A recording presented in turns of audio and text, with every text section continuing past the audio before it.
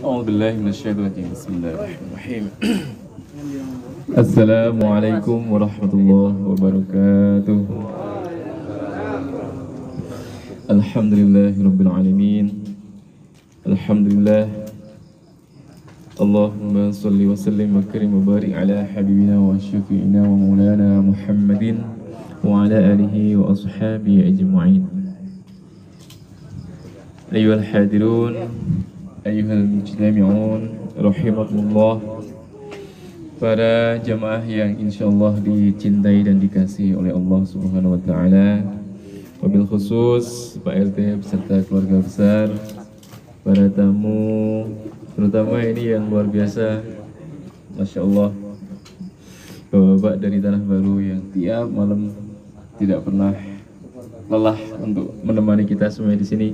Hanya Allah yang bisa membalas semua amal baik Bapak-bapak semuanya. Begitupun juga dari tanah yang lama ya, di Komplek Cinere Park View, alhamdulillah kita semuanya diberikan lama banget gak selesai. Alhamdulillah kita semuanya diberikan kesehatan oleh Allah Subhanahu wa taala. Ini semuanya adalah nikmat yang tak terhingga, maka pantaslah kita semuanya mengucap alhamdulillahirabbil alamin. Sebagaimana kemarin yang sempat kami singgung bahwasanya marilah kita tingkatkan lagi kegemaran kita untuk membaca sholawat, hadiah sholawat kita kepada Nabi Agung Muhammad SAW.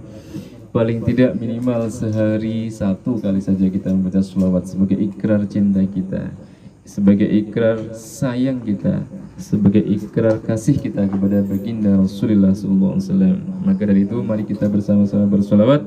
Allahumma sholli ala Sayyidina Muhammad wa ala ali Sayyidina Muhammad wa ala alihi wa ashabihi ajma'in. Para jamaah yang dimuliakan Allah Subhanahu wa taala, santai saja, rileks saja. Insyaallah kemarin kita sudah sedikit membahas tentang zikrul maut. Tetapi agak nggak enak ya, ini mau dilanjutin nggak yang kemarin? Jadi tanggung ya. Soalnya saya melihat abangnya sini agak siap ya. Siap ya? Siap. Oh siap. Kemarin absen. Insya Allah ini asik ya. Jadi sebenarnya ini kitab ini yang menyinggung ini tuh yang mungkin ada kitab yang lain, cuman kalau yang kami ketahui ini yang kitab membahas detail ini ada di kitab satu, kitab Daqaiqul Akhbar. Kitab ini juga tidak banyak sekali yang mengaji. Jadi kalau di pondok pesantren kayak pondok pesantren yang yang tradisional itu kitab ini karena cukup ya nggak terlalu tebal, tipis, jadi ini tidak menjadi kurikulum paten. Jadi biasanya ini ngaji posonan apa istilahnya ya, tiap Ramadan gitu ya. Jadi mulai dari 1 Ramadan sampai nanti akhir itu biasanya kataan sekali. Jadi ini karena sebenarnya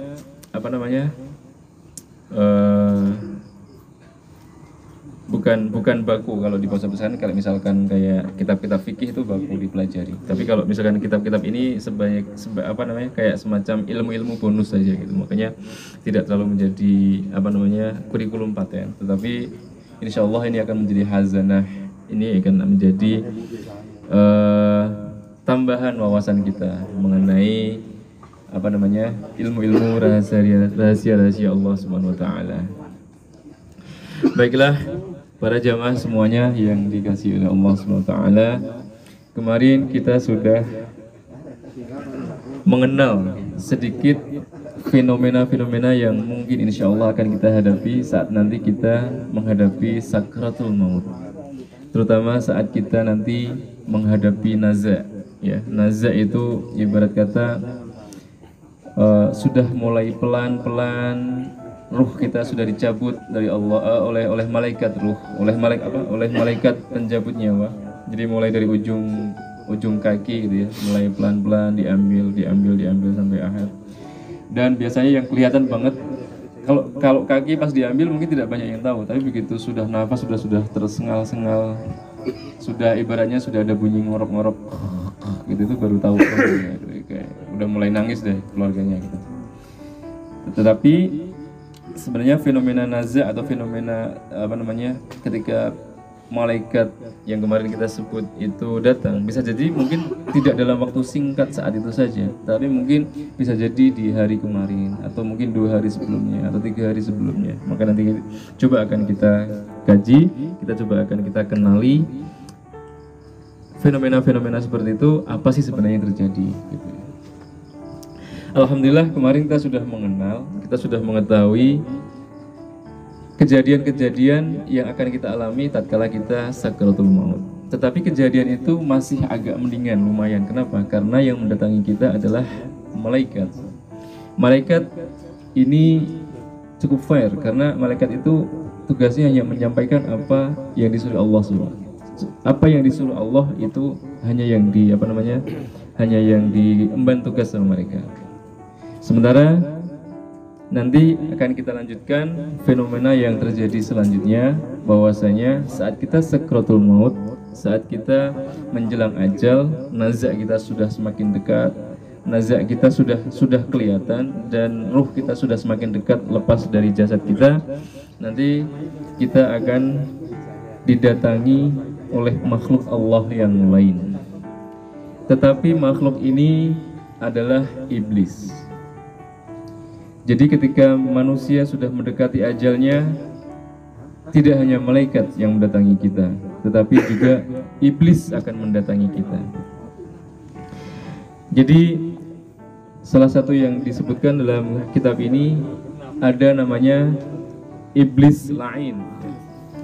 Iblis ini akan mendatangi kita seraya dia menggoda iman kita sebenarnya. Dia pokoknya tujuan mendatangi kita adalah menggoda iman kita. Karena tatkala mungkin kita selama hidup di dunia ini semuanya taat sama Allah, tetapi iblis tidak berhenti di situ. Iblis tetap akan berusaha mencari pasukan sebanyak-banyaknya untuk dia ajak ke dalam jalan kesesatan. Maka dari itu tatkala kita sudah menjelang ajal dan terakhir, ini kesempatan terakhir iblis untuk menggoda kita. Maka dari itu, ini patut kita waspadai. Yang pertama adalah iblis lain. Iblis lain ini akan mendatangi si marid atau orang yang sedang sakaratul maut itu dari arah atas kepalanya. Dari atas arah kepalanya orang tersebut, si iblis melihat bahwasanya orang yang sedang sakaratul maut ini begitu tersiksa. Orang yang sedang sakaratul maut ini begitu dahsyat dia mengalami kesakitan. Diceritakan saat ruh ini dicabut, itu badan kita itu panas sekali. Karena panas, saking panasnya, jadi kalau mungkin orang-orang yang masih sehat seperti kita masih bisa keringetan dan merasakan keringat untuk apa? Dan kita mungkin akan mencari suatu hal agar mendinginkan kita. Tapi orang-orang yang sudah sakaratul maut ini, ketika dia panas pun dia udah nggak bisa ngapa-ngapain. Jadi dia hanya terima aja kepanasan seperti itu. Dalam kondisi yang sangat-sangat mencekam seperti itu, datanglah iblis lain dari atas arah kepalanya. Ya mungkin kebanyakan orang yang mau mati pasti kan nggak berdiri gitu ya, nggak jalan-jalan. Tetapi dia mungkin dalam kondisi minimal jelek-jeleknya dia sudah mulai tengkurap, udah mulai roboh gitu. Udah kalau misalkan sakit sudah lama, dia udah terbaring di dalam di dalam pembaringan. Maka iblis lain ini dari arah atasnya dia akan menawarkan sesuatu sama orang yang sedang sakaratul maut ini. Assalamualaikum Bani Adam. Atau mungkin nggak sesopan itu. Wahai anak Adam, wahai manusia, wahai temanku. Wah gini. Ini ceritanya si iblis mendatangi dia. Kalau engkau ingin mustarih, dia bilang gitu iblisnya. Jadi dia melihat bahwasanya si orang yang sedang sakaratul maut ini sedang kepayahan sekali, sedang luar biasa kepayahan, sedang kesakitan, gerah sekali. mungkin mau menelan ludah aja udah nggak bisa karena saking panasnya dia alami. Maka si La'in ini menawarkan suatu hal. Wahai anak Adam, wahai manusia, kalau engkau pingin mustarih, mustarih itu dari kata mungkin bisa istilah lainnya istirahat, istirohah gitu ya, istarih ya. Itu jadi santai gitu ya, tenang gitu namanya. Jadi kalau istirahat itu kan mencari ketenangan, mencari mencari kondisi nyaman. Sebagaimana, nah ini juga ada hal menarik lagi.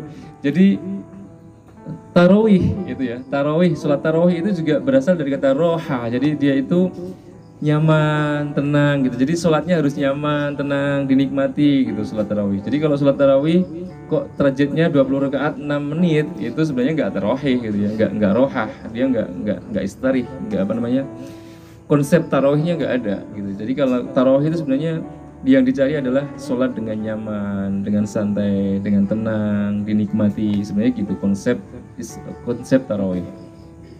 Nah ini Iblis juga bilang gitu. Kalau misalkan engkau pingin mustari, engkau pingin nyaman, engkau pingin tenang, aku bisa membantumu. Gitu. Si Iblis mendatangkan sesuatu. Sama kayak kita tiba-tiba lagi kesusahan duit, tiba-tiba SMS datang. Kalau nggak menang undian, ya dapat pinjaman. Gitu ya. Itu kan seolah kayak sesuatu hal yang indah banget, tetapi sebenarnya jebakan. Ini juga gitu. Iblis menawarkan suatu hal. Kalau kamu pengen mustarih, maka aku bisa membantumu. Apa syaratnya? Nah, Iblis ini bilang begini. Kalau engkau mau mengakui bahwasanya bukanlah Allah itu Tuhanmu, kalau engkau percaya bahwa ada Tuhan selain Allah, bahwa engkau percaya bukan Islam sebenarnya agama, bukan Islam sebenarnya agama yang benar, bahwa engkau percaya sebenarnya alam ini adalah qadim, ya. Alam ini adalah suatu hal yang sudah ada dari dulu, tidak ada yang menciptakan. Ini godaannya iblis. Kalau kamu mau mempercaya itu, aku bisa membawamu ke tempat yang mustarih. Aku bisa menyelamatkanmu dari kondisi yang sekarang kamu alami yang tidak enak ini. Kamu nanti akan aku bawa ke tempat yang mustarih. Aku akan bawa kamu ke tempat yang nyaman, yang tenang, yang indah. Itu. Dalam kondisi yang sangat tidak enak, kondisi yang sangat-sangat tidak nyaman saat itu orang-orang yang sedang sakaratul maut, ini adalah godaan yang luar biasa. Nah, saat godaan iblis ini datang, saat orang itu sedang sakaratul maut, maka bagi orang-orang yang ahli ibadah, orang-orang yang dari awal memang hatinya sudah mengikat iman di dalam hatinya sudah terikat dengan iman kepada Allah SWT, maka godaan iblis ini tidak akan pernah mempan untuk menggodanya. Kenapa? Karena dalam awalan bawah sadarnya, dalam hati kecilnya, dia menolak, nggak mungkin ajakan itu benar. Maka meskipun dalam kondisi yang sangat terpojok seperti itu, dalam kondisi yang tidak enak seperti itu, tatkala iblis menggoda pun, dia hati kecilnya atau nuraninya masih membantah, nggak mungkin ada Tuhan selain Allah, nggak mungkin dunia ini tidak ada yang menciptakan, nggak mungkin Islam bukan agamaku. Ini kalau orang-orang yang tiap harinya memang sudah berpegang teguh dengan hal-hal itu, maka dia tidak akan mudah digoda oleh iblis. Tetapi bagi orang-orang yang tiap hari sudah maksiat, atau mungkin ya kalau bukan golongan kita, nggak usah dibilang ya, nggak usah dibicarakan. Tapi bagi mungkin orang-orang yang tadinya kita anggap Islam sama dengan kita, tetapi dia sehariannya bukan orang-orang yang taat sama Allah SWT, maka godaan iblis ini akan mudah sekali membawa dia ke jalan yang sesat. Maka dari itu, ini hal yang patut kita hal yang patut kita waspadai. Jangan sampai nanti di akhir hayat kita, justru ini kuncinya saat kita benar-benar mau mau husnul khotimah atau enggak, di ujung ini sebenarnya kuncinya. Kita itu nanti selamat atau enggak di akhirat ini sebenarnya di ujung saat kita mau sakaratul maut ini, saat kita mau mati ini. Kita tergoda dengan iblis atau enggak, itu sebenarnya ujungnya di situ, kuncinya di situ. Maka bagi orang-orang yang emang tiap hari dekat sama Allah, emang orang-orang yang tiap hari hatinya sudah terpatri dengan Allah, dengan agama Islam, agamanya Allah, insya Allah hal-hal yang disebutkan oleh iblis tersebut akan bisa kita tolak. Apalagi ya, kita semuanya mendapatkan syafaatnya Nabi Muhammad SAW untuk menghadapi sakaratul maut. Maka dari itu kita patut untuk selalu berdoa, ya Allah biha, ya Allah biha, ya Allah bi husnil khotimah. Kita mohon kepada Allah SWT setiap saat, setiap hari supaya kita tetap diberikan husnul khotimah saat kita nanti meninggal. Atau kita berharap, kita dengan bacaan sholawat dan sebagainya, kita mengharap bahwasanya syafaat Allah, syafaat Rasulullah, bantuan Rasulullah atau backing kita Rasulullah SAW akan menjadi perisai di hati kita untuk menghadapi godaan iblis ini. Maka bagi orang-orang yang memang orang-orang yang memang selamat, orang-orang yang memang selamat dari godaan iblis ini, maka dia akan didatangi oleh malaikat Ruman. Nah, malaikat Ruman ini dia akan membawa orang-orang yang selamat ini, orang-orang mukmin, orang-orang Islam, orang-orang Muslim, orang-orang mukmin yang selamat dari godaan setan ini. Setelah dia dicabut nyawanya, dia akan dibawa oleh malaikat Ruman, dibawa ke dalam alam kebahagiaan, akan dibawa ke dalam alam hakiki, akan dibawa ke dalam kehidupan yang hakiki, bukan lagi kehidupan yang fana seperti yang kita alami sekarang. Nah, dia selamat dari godaan iblis, dia mati dengan husnul khatimah, akan disambut oleh malaikat Ruman, dan malaikat Ruman ini akan membawanya ke dalam alam hakiki yang indah. Nah, ini adalah godaan iblis yang pertama. Belum selesai. Ada godaan iblis lagi yang lain. Saat orang sedang sakaratul maut dan sedang hebat-hebatnya sedang hebat-hebatnya ujian sakaratul maut ini, tiba-tiba ada datang iblis lain yang mendekatinya. Iblis ini dia datang dengan membawa zulal. Apa zulal itu? Zulal itu adalah saat kondisi kita kepanasan yang sedang menghadapi sakaratul maut yang tadi, yang keringetan, kepanasan yang luar biasa itu, tiba-tiba iblis datang dengan membawa zulal. Zulal ini adalah air putih yang kental, dingin sekali, dibawa di atas gelas, menggunakan gelas. Kebayang nggak kalau saat puasa kemarin tiba-tiba ada iklannya Cak Lontong yang pakai Sprite itu, yang yang agak berembun gitu ya, berembun karena saking dinginnya. Itu kan, waduh, luar biasa. Kita kayak nelan ludah gitu. Ini sama kondisi orang yang sedang sakaratul maut ini, dengan kepanasan, dengan kepayahan itu, tiba-tiba iblis datang dengan membawa zulal. Zulal ini air yang putih kental, kayak susu gitu ibaratnya, dingin, wah susu dingin gitu.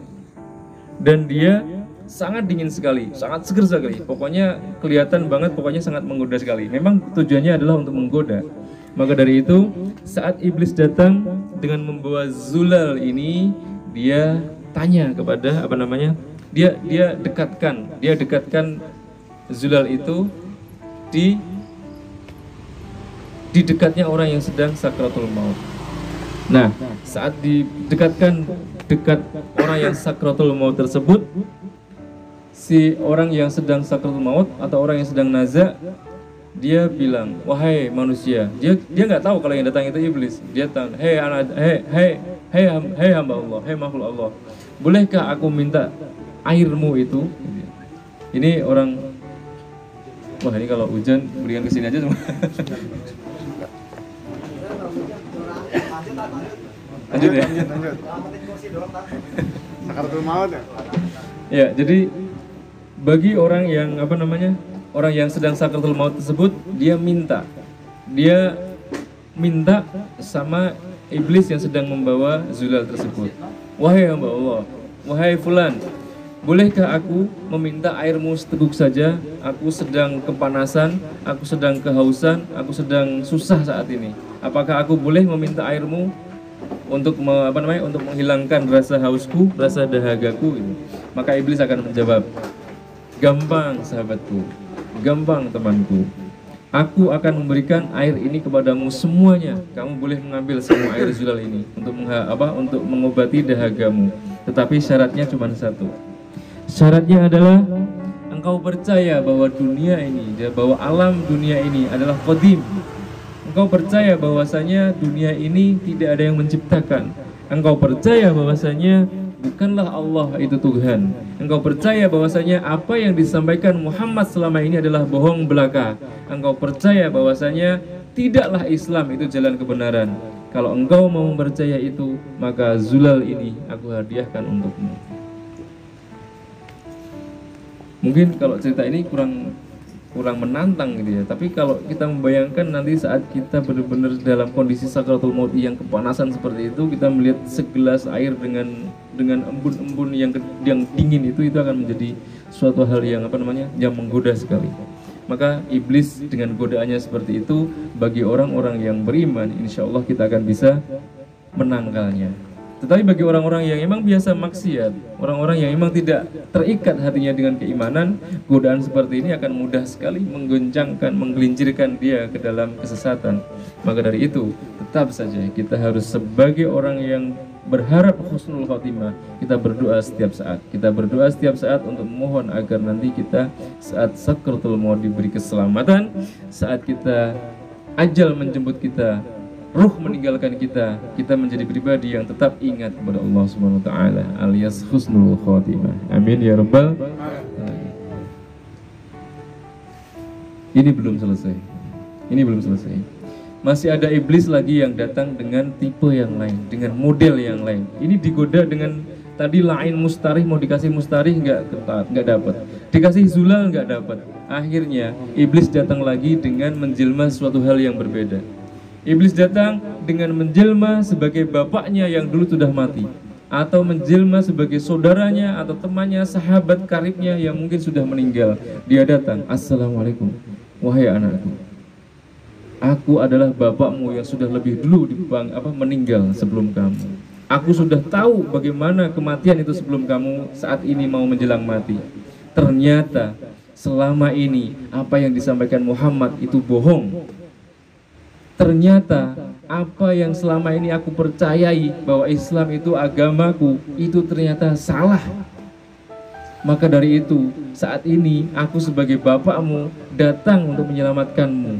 Kamu jangan lagi percaya dengan apa yang disampaikan Muhammad. Kamu jangan lagi percaya sama Allah. Aku datang akan menyelamatkanmu. Ikutlah dengan Bapak. Bapak ini akan menyelamatkanmu. Jangan sampai engkau tersesat sebagaimana aku dulu yang pernah tersesat.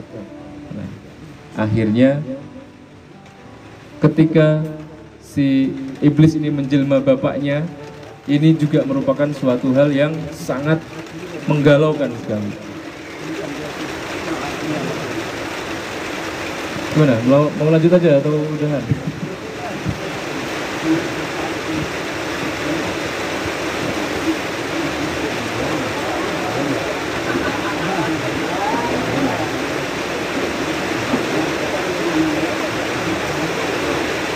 Agak dekat sini aja.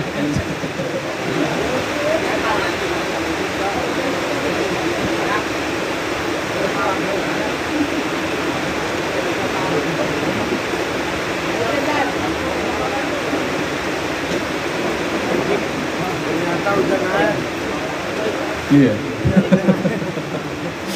Hujan. Ini ujian bagi kita. Ternyata hujan air.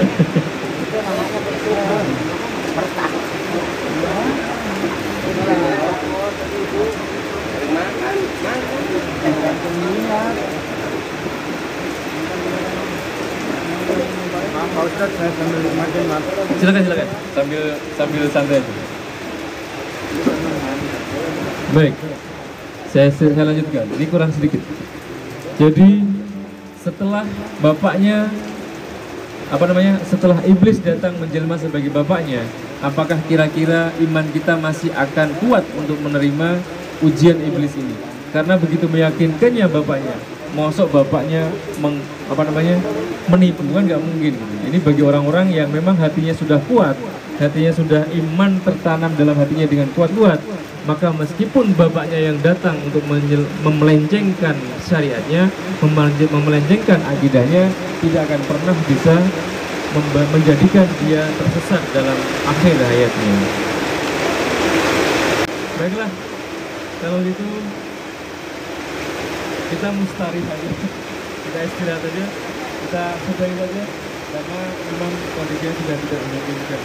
Baiklah Bapak-Bapak semuanya, Semoga sedikit yang bisa kami sampaikan ini menjadi pengingat kita sebagai bisa menjadikan bisa menjadikan hazanah tambahan keilmuan kita, dan semoga kita menjadi orang-orang yang diselamatkan oleh Allah SWT nanti setelah di akhir hayat kita. Marilah langsung saja kita tutup kajian ini, pengajian pada malam hari ini dengan doa bersama. Saat ini sebenarnya lagi mengurusi kursi. Mari bersama Bismillahirrahmanirrahim. A'udzubillahi minasyaitonir rajim. Bismillahirrahmanirrahim. Astaghfirullahaladzim. Astaghfirullahaladzim. Astaghfirullahaladzim. Allahumma shalli ala sayyidina Muhammad wa ala ali sayyidina Muhammad sayyidina al-awwalin wal akhirin an kulli sahabati sayyidina rasul ajma'in. Alhamdulillahil alamin hamdan na'imin wa hamidin hamdan shakirin hamdan yuwafi ni'amahu wa yukafi wa yazida. Ya Rabbana lakal hamdu kama yanbaghi li jalali wajhikal karim wa 'azimi sultanik. اللهم إنا نسألك سلامة في الدين وعافية من الجسد وبركة في الرزق والجاه من وتوبة قبل الموت ورحمة عند الموت. اللهم اغفر لنا ولوالدينا وارحمهم كما ربونا صغارا. اللهم اغفر له وارحمه وعافيه ونور. اللهم اغفر لها وارحمها وعافيه ونور. اللهم اغفر لهم وارحمهم وعافيه وأوانهم. اللهم يا الله ربنا آتنا في الدنيا حسنة وفي الآخرة حسنة وقنا عذاب النار. وصلى الله على سيدنا محمد وعلى آله وصحبه وسلم. سبحان ربك رب العزة عما يصفون وسلام على المرسلين والحمد لله رب العالمين. الفاتحة. أعوذ بالله من الشيطان الرجيم. بسم الله الرحمن الرحيم. الحمد لله رب العالمين الرحمن الرحيم مالك يوم الدين. إياك نعبد وإياك نستعين اهدنا الصراط المستقيم صراط الذين أنعمت عليهم غير المغضوب عليهم ولا الضالين. آمين يا رب العالمين. والعفو منكم والسلام عليكم ورحمة الله وبركاته.